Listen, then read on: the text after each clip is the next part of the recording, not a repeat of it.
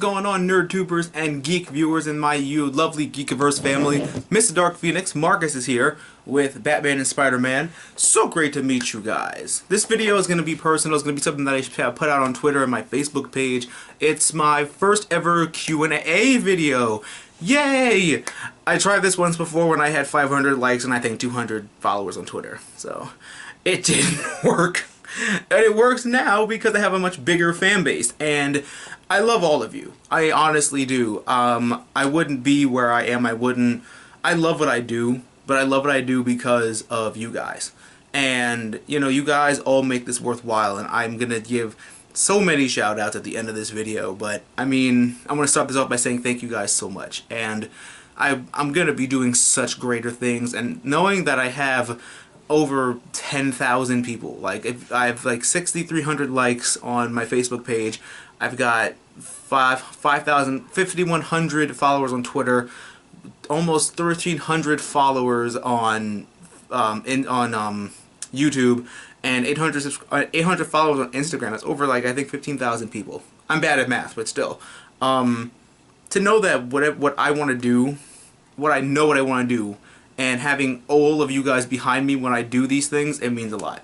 And, you know, like I said, there's going to be some other stuff, but let's jump into the comments. Let's jump into the Q&A part of this video, because you guys have talked to me on Twitter and Facebook and all that stuff, so let's get this underway. First question comes from Hanstruff. Yeah, I know this guy. This guy's really supportive. I love this guy. How involved are you with your fan base? I love all of you, like I said before. I always find time to respond to you guys, whether it's on Facebook or whether it's on Twitter or Instagram, whenever. Not really, well, Instagram not really, but like Facebook and YouTube. Definitely YouTube. If you leave me a comment, I will comment back. Twitter, I love having conversations with people on Twitter. There's no problem with that, unless there's a link storm. And if there's a link storm, one, please retweet. It would help me a lot. But if there's a link storm, give me a minute. And then once I'm done, once the storm subsides, I'm all yours, basically. I'm always down to talk. That's what I feel like social media is there for, you know, to talk to people at all different kinds of regions of the world.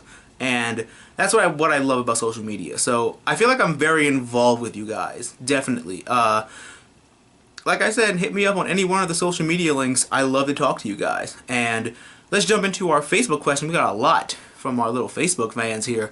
Love all you guys that actually participated in this.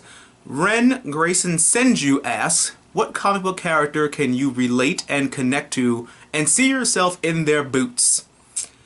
Judging by my name, Jean Grey. And I'm going to tell you guys why. I haven't actually said this part out loud to a lot of people, but I really connect with her because back in the 90s, back when, you know, the X-Men was first out, we all know Jean wasn't the most usefulest of the X-Men. You know, she was really quiet and really, like, not really she wasn't there for herself. And, you know, she wasn't that useful, and, you know, she was really weak in my perception when I was reading it. And that's how I was when I was younger. I wasn't always the loud, stellar personality that I am today. I was actually a really quiet kid who liked to read comic books. It's pretty much how we all started. So, but once she got the Phoenix Force, once that took over, once she became Phoenix, it's like something awakened in me as well. I feel like the Phoenix Force brought out everything in Jean that was already there, but she suppressed herself. You know, being, you know, more, not aggressive, but being more like, you know, willing to stand up for herself and her teammates, being able to do all this stuff, and just being able to put her mark on the team. And after that, I felt like the Phoenix Force brought out a lot in her. I feel like it brought out a lot in me too. That's why I call myself MrDarkPhoenix, because I feel like once the Phoenix Force happened, I feel like everything was brought out of me, and there's endless possibilities to that. So that answers that. I love Phoenix, obviously. Bring her back for the love of God. Anthony Carazal asks, would you like to be a superhero? If yes, which one? I'd like to be so many superheroes. Oh man, I'd love to be Deadpool, because just his satire and his sense of humor and his jokes, I get that. That's exactly what I would do. I would just crack jokes the entire time, just doing stupid stuff while, you know, having my mark and doing all of that. Arsenal also, because after Comic-Con, if you guys don't know, for Comic-Con I was Arsenal. I bought a jacket and I had it dyed red and I put the little grommets on the side of it. And I just feel like I felt like such a badass in that costume. And I loved it. Like, I really did. And I've always liked the character, how they're doing it on the show. And if I had to pick another one, I'm gonna go obscure here and say Archangel, because I've always liked him. He's a horseman of death. He's a horseman of apocalypse. Like, you can't really get much better than that, actually. So, and Phoenix, obviously, but as a guy. So, Phoenix, Archangel, Deadpool, and yeah. And maybe a little bit of no Batman characters. I'd have mental issues with the big old bat. No offense, buddy. Maybe Spider-Man. I could be a Spider-Man. I'd either be Peter Parker, Kane as the new Scarlet Spider, or Armored Spider. Because that's actually my favorite armor ever. Oberyn Sexton asks, how about some fantasy casting? Your best picks for actors to be included in the DC universe and what characters they'd be. I guess I'll give you guys a little tease to this. On my blog, I did My Cast Monday, which was me casting for a bunch of different roles in both in DC and some in Marvel, some video games, all that stuff. My blog description in my blog link is in the description. But from what now, which I can think of, Stephen R. McQueen as Nightwing. If you don't know who he is, his name is Stephen R. McQueen. Look him up and comment down below that he should be Nightwing. He should, honestly. Viola Davis as Amanda Waller. And I can't think of her name, but if you guys watch Orange is the New Black Season 2, the woman that played V, Amanda Waller, I'm casting for her twice. Like, Amanda Waller should be either Viola Davis or whoever played V in Orange is the New Black. Just because, why the hell not? That's two perfect castings right there, in my honest opinion. And finally, to go with one for DC, I'm gonna go with Jensen Ackles as live-action Red Hood, aka Jason Todd. Just because you have to go with something like that. I mean, further on down the line, I feel like they could definitely work more with that live action. I feel like. And if you're gonna jump straight to Nightwing on Arrow, then why the hell not? Include Jason Todd somewhere down the line. But those are other videos for different times. But like I said, that's a little tease of it. If you guys like me casting, please comment down below and tell me if you want to see me do videos of casting. I'll just put little pictures here and do all that stuff. But please let me know if you guys like that kind of stuff. Andrew Buttram Jr. wants to know, one thing I would like to know from your point of view about the new X-Men movies, if Wolverine went in time to save the mutant race, and he's the only one who knew, but Professor X had an idea, how many different events did he change, and where do you think they will go with it? Professor Xavier, I think, already knows. He's the greatest mind in the world. I feel like he knows exactly what happened. He talked to his past. He talked to his past self. Like, you don't talk to yourself and then forget that. But I feel like at the end of Days of Future Past, when he was like, we have a lot to catch up on, I just feel like he's going to read his mind. I feel like he's going to be like, Logan, look into my face. And he's going to be like, don't look into my bald head, look into my eyes. And then he's going to like read all the events that happened in like really fast motion. But as for where they're going to go with it, they're already doing X-Men Apocalypse. Not sure if that's going to be like, you know, I mean, I hope that they're still going to do movies for both franchises. Like, I love Jennifer Lawrence as Mystique, but it's time to get Rebecca Romijn back.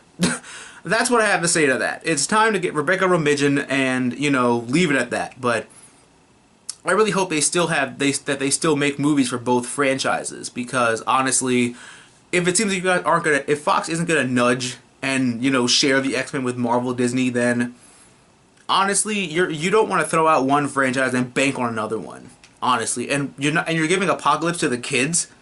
Like, that's not even fair to Apocalypse. That's like giving Thanos to Young Avengers or like the Runaways. Like, it's not fair. All in all, I feel like they can go a lot of routes with the X-Men. They can always do the Phoenix Force. They can do the Dark Phoenix saga correctly, since we erased Brett Ratner's abortion abomination movie. You could always go back and do that as an apology to me.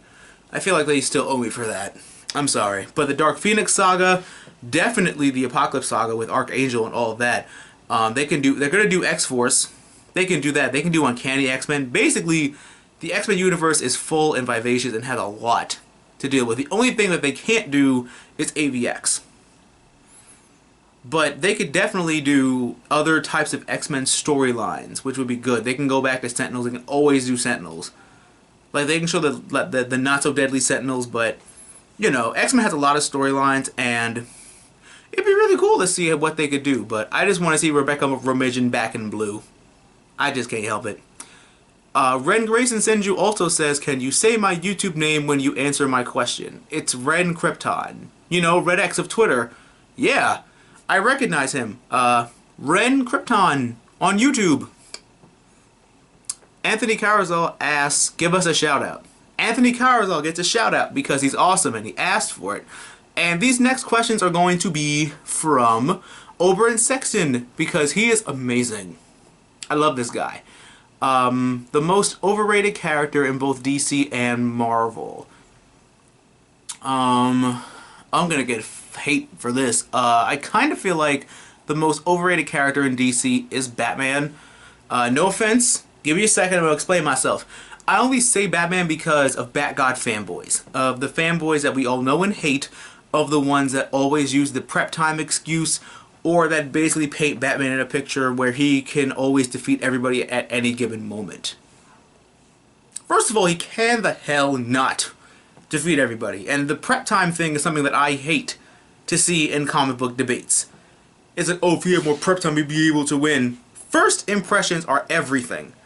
If you were really a fan of Batman, you would know he's been defeated by people the first time before. Some people don't get that chance to do it again because he knows. But still, if you're talking about the first time, like when Cassandra Cain first showed up on Batman, she fought Batman and she won. She didn't beat him again when they fought again, and she can't beat him again, I think. But yeah, Batman can be beaten, and it just annoys me when I see discussions and fanboys of just like, oh, Batman can't be defeated, prep time, blah blah blah. No. Batman loses. That's his whole point. Yes, Batman is a smart individual. Yes, Batman can think of ways to defeat everybody, but at the same time, he's just a man. People lose all the time. I think we need to go back to that, honestly. But most overrated Marvel character, I'm gonna go with Wolverine, kind of, on this one. I mean, the whole Death of Wolverine, I haven't read it yet, because I want to read it in bulk, but honestly, I mean, he's everywhere. He was the frontrunner in 7 freaking X-Men movies. It's like, you have a universe full, and don't get me wrong, I love Hugh Jackman's Wolverine. I want him to play that role forever. But at the same time, even in the comic books, it's like, I feel like Wolverine's went downhill, and if you've read this, please let me know, but for me, when they let Wolverine depend on his claws versus his actual fighting prowess, that's when I feel like it was going downhill. Because I'm like, Wolverine can actually fight. He's been alive for a really long time. He knows how to fight without the claws. But they just kept making it so that he's got to pull out the claws on the first date. And I'm like, Wolverine, you don't whip out your claws on the first date. Come on. Save those for later. You know better than that. But Batman and Wolverine, those are my 2 picks for most overrated characters. The most underrated characters in both DC and Marvel. The most underrated DC character. That's a good one. Most one that I feel like doesn't get enough respect, I'm gonna say Static Shock. Actually, for me, Static Shock is almost the DC equivalent of Spider-Man. If they would have marketed him correctly, if they would have like put him out there on the front lines of being a hard-working kid who succumbed tragedy to become a hero. Spider-Man does it. Let Static Shock do it. And he had his little arc in the comics that got canceled, unfortunately. They might make a show with Jaden Smith as the lead, and I don't hate Jaden Smith. I don't agree with that casting, but then again, I don't know him. But at the same time, I'm like, your mama's on TV, so I guess you gotta be. But I will make how a Static Shock show can work like that. And explain to everybody how that show can work. But, yeah. And also, most underrated character in DC, I'm gonna go with Aquaman. Yeah, you all were thinking it. and thinking it, and I'm going to say Aquaman. I am on the boat, literally, of Aquaman is not useless.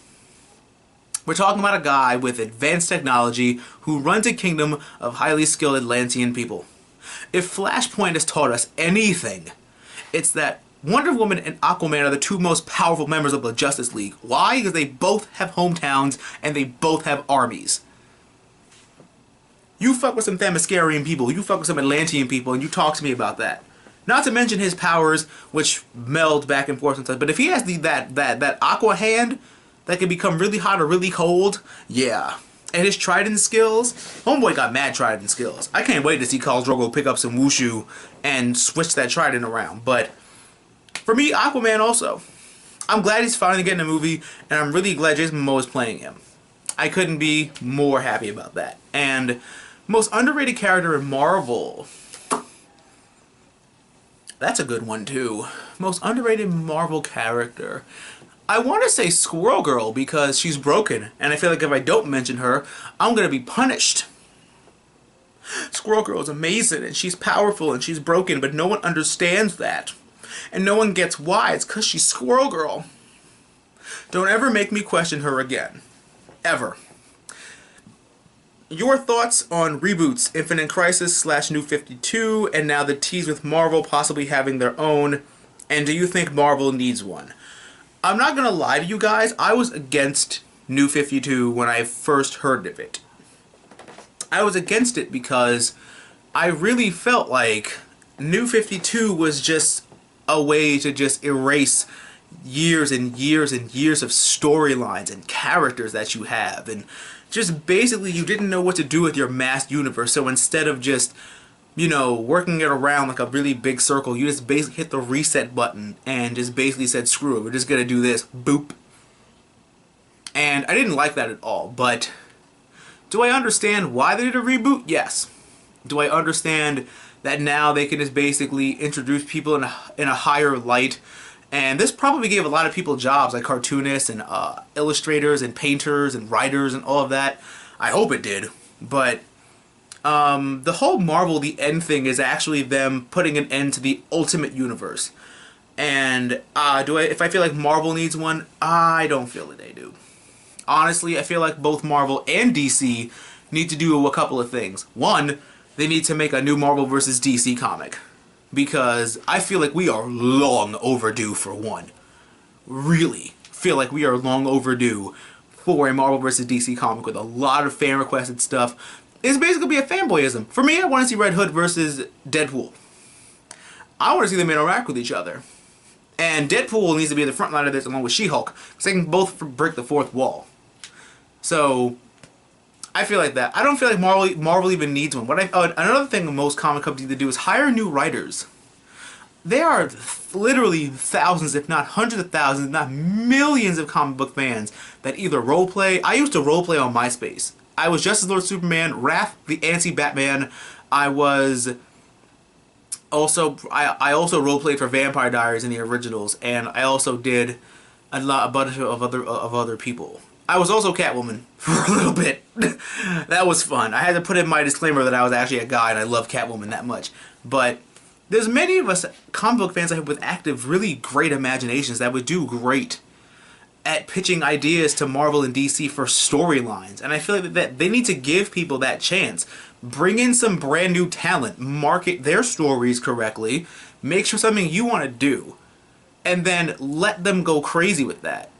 I feel like everybody now in the comic book world is that everybody who reads comics, especially me, especially you guys out there also, we have ideas for storylines for comic books.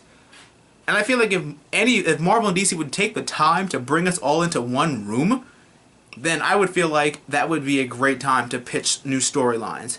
Or just give designated fans their own universe and let them go from there. But I feel like that. I really do.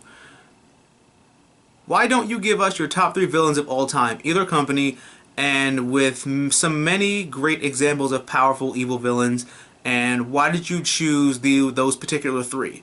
Okay, for this one, I'm just going to let it go right here.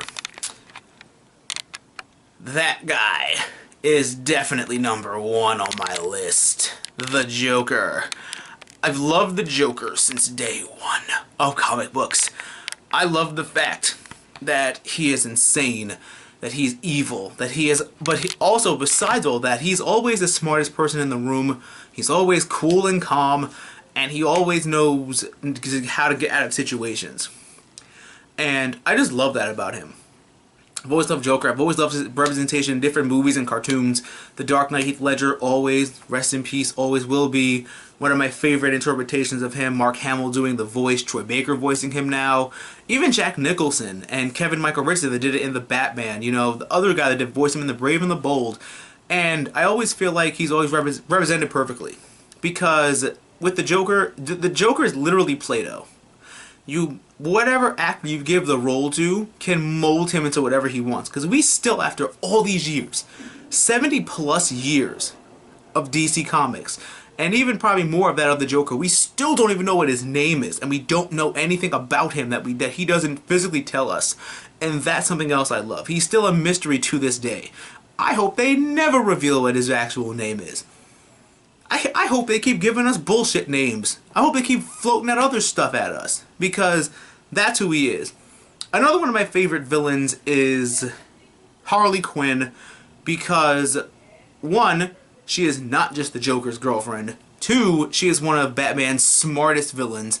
And just because she's just awesome. I mean, I'm reading up on the new 52 Suicide Squad, and the stuff Harley's doing with outsmarting people and everything that she's done and doing is just...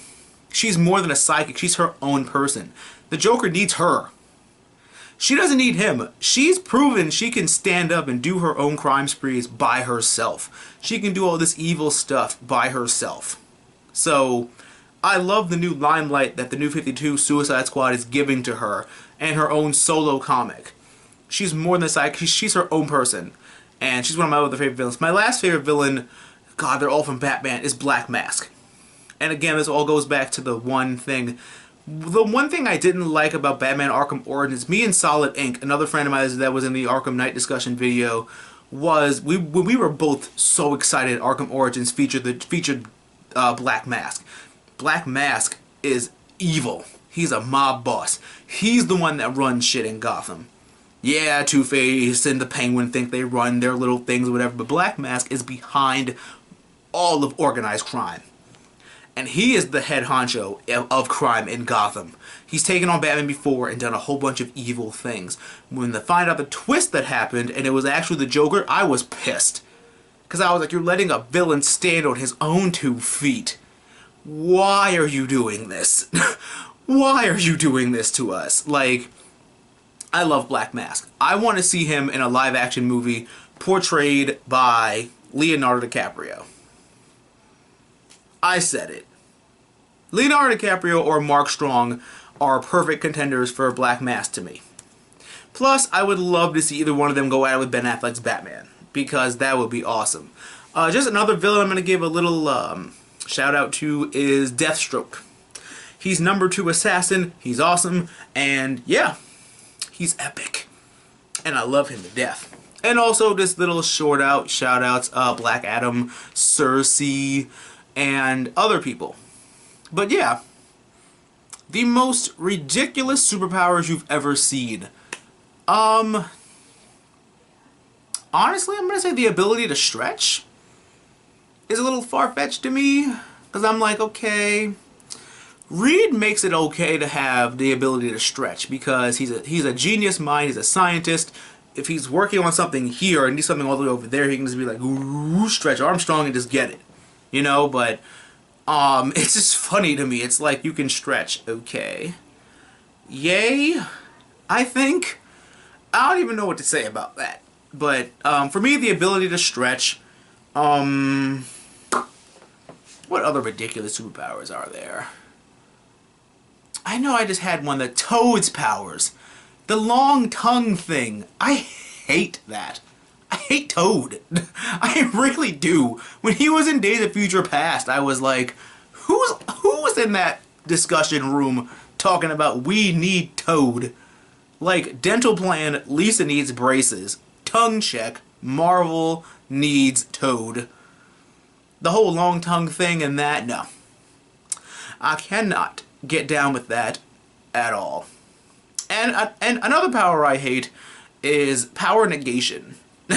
I would hate to be around you with my superpowers and then have them turned off because you can turn them off. And I'm like, oh, you bitch. Now I've got to punch you in the face or something. Because, poof, ugh, you make me sick. But those are some examples of ridiculous superpowers. I mean, that's just what I feel. And my top and bottom 3 character costumes. I've definitely got to say Armored Spider-Man, the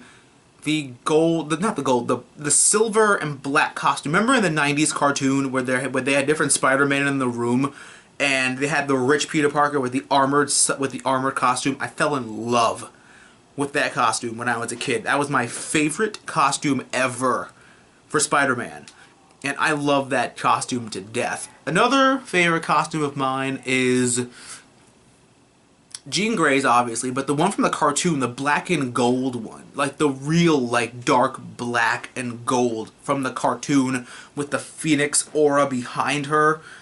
Oh, that drives me crazy. I love that costume. And Phoenix 5 Magic, because I love magic so much.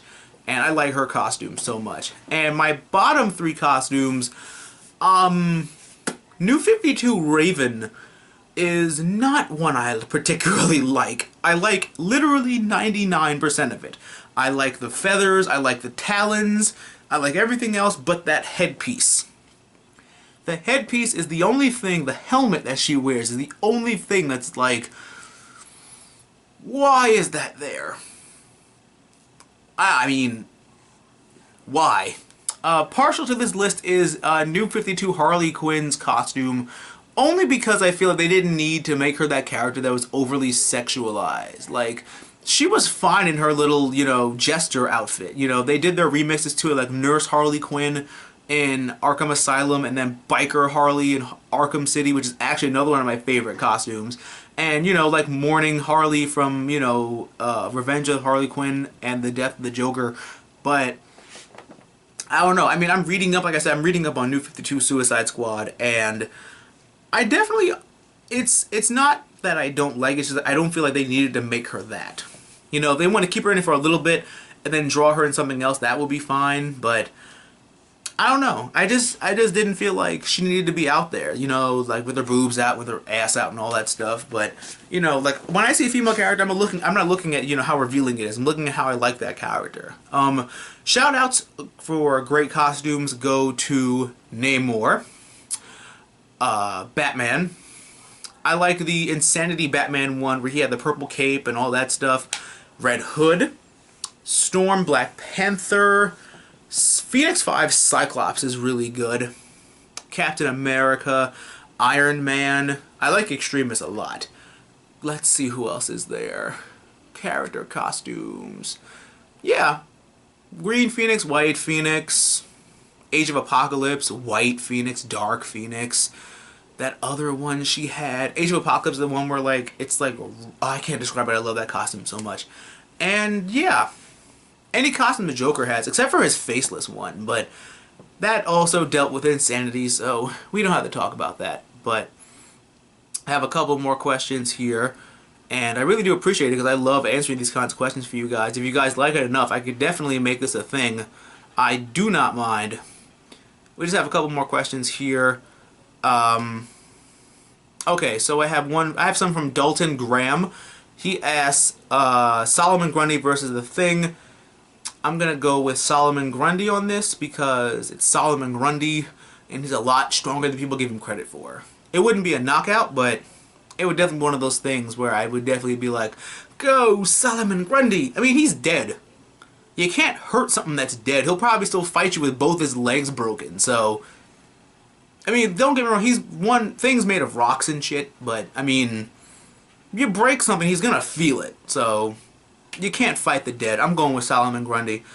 Damian Wayne Robin versus Hit Girl. I love this debate so much because I'm on Team Hit Girl. I love Damian so much. He's like my favorite Robin, but I've got to go with Hit Girl because she's unpredictable and she's basically a Damian Wayne anyway. She's like one of the she's the most powerful character on Kick-Ass, besides Mother Russia. And don't get me wrong, I feel like Mother Russia could beat Damian too. That was my argument also when people were like, oh, Captain America versus Damian Wayne. I'm like, that's illogical. You can't put an adult to fight a child because the adult knows more than the kid. Damian Wayne was trained by the League of Assassins, yeah, but he's still, let's say, like 9 or 10. And his body isn't developed yet. He's still a little skinny kid with a lot of skills, yes, but you can't put that against Captain America. Captain America's like been in war and came back and did a whole bunch of other stuff. So I'm going to say Hit Girl. And Mother Russia can be Damian Wayne. Just throwing that out there. Deathstroke versus Deadpool. Oh, man. Damn, that's hard. Deadpool has the fourth wall ability, which gives him an advantage because he knows who Slade is. And they hate each other anyway. So, I'm so tied on this. I mean, what people don't understand about this debate is that Deadpool, he jokes around a lot, yes, but that's only because it's just like Spider-Man. Spider-Man jokes around because he's terrified. And he wants to, lighten the mood for himself. Deadpool does that same exact thing. But Deadpool jokes around because in the back of his mind, he's thinking of a way to defeat you. And basically it's like, you spew out the stuff, but you're still thinking in the back of your head. Slade has defeated the Justice League and many other teams like Young Justice and the Teen Titans and all of that stuff. Yes, he's the second best assassin. We don't know what rank Deadpool is, but Deadpool really hasn't had means to defeat everybody. And Deadpool kills the Marvel Universe isn't really canon, but it could happen. But I'm going to leave that as a tie, because I really can't decide right now. I'll make that into another video and bring some friends over and we can discuss that. My final one, Teen Titans, Beast Boy, Robin, Cyborg, Starfire, Raven, Jericho, and Donna Troy versus the original X-Men, Cyclops, Jean Grey, Beast, Angel, and Iceman. And he'll throw in 2 more. We'll throw in the Metal Dude, Colossus, and Storm. Okay, so this is a really good team. Wolverine is not on this X-Men team, so I actually have more faith in Teen Titans. The only characters they have to really worry about are Storm and Jean Grey. So Raven can take on so in the background, Raven fights Jean, Starfire fights Storm. Donna Troy can go at it with pretty much any of them. She can go at it with Colossus. I can see that fight happening. Cyborg goes up against Beast. Beast Boy against Angel. Robin against Cyclops. And I think I left out Iceman, but oh no, no, there's still Jericho. Jericho. If Jericho gets into the body of any of the X-Men, they're screwed, basically, because he can take over them, and he can make them do whatever he wants. So if Jericho gets in if Jericho gets in Jean Grey or Storm's body, they're screwed. So I'm giving this one to the Teen Titans because of Jericho and Raven and Starfire and Robin and Cyborg. Beast Boy and Angel, they're gonna fight. They're gonna do whatever. Even Beast Boy, actually, he's actually really good. I'm gonna give this one to Teen Titans. I really am. And which one would you like to see the most, and who do you think would win? Teen Titans. I'm giving it to Teen Titans, actually. Because, like I said, and I mean, I feel like Cyclops and Storm are their worst 2 people. Jean Grey, too, back in the day. Those are the top 3 people. And Iceman, so there's so many people that's bad on this team. But oh man, I'm so conflicted. It's like X-Men versus Teen Titans. I'm gonna retract my answer from Teen Titans, and I am going to go with. Oh, that's a tie too. I can't. Actually, I'm gonna go with my gut, and I'm gonna say the X-Men.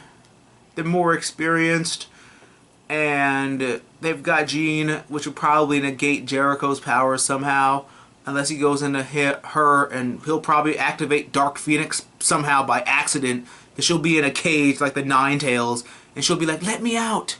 Let me out!" And then boof, and they both gotta, and then all the teams have to fight Dark Phoenix, and that's how that story ends. It's not too bad, actually. And if Storm and Wolverine had a child... Oh, Andrew Burton Jr. also asked, if Wolverine and Storm had a child, what would its powers be? You know, the whole genetic pool with superpowers, I'm gonna be honest, I don't know what the hell is up. I seriously don't. Because you got a guy that can stretch... Actually, no, the guy that can stretch and the girl who can make invisible force fields have a baby and he's Jesus. Although that actually is proven that because Franklin Richards has the powers like that because of the radiation, but because his father has...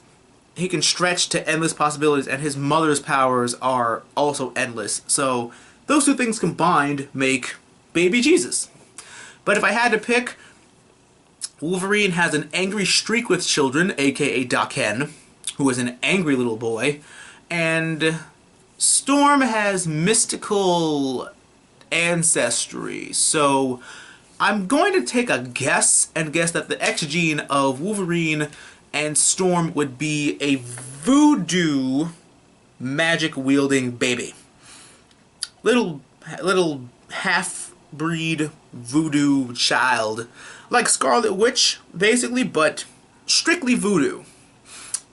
That'd be fun, actually, in a what if. But that's what I feel like would happen. But I just want to thank everybody for all their questions.